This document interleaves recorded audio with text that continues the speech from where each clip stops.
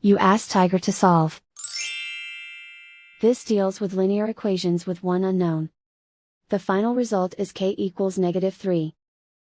Let's solve it step by step.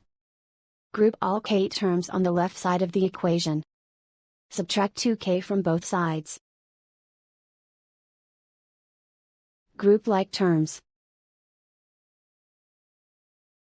Simplify the arithmetic. Group like terms. Simplify the arithmetic. Group all constants on the right side of the equation. Subtract 1 from both sides. Simplify the arithmetic.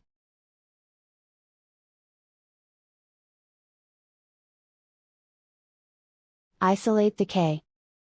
Divide both sides by 4.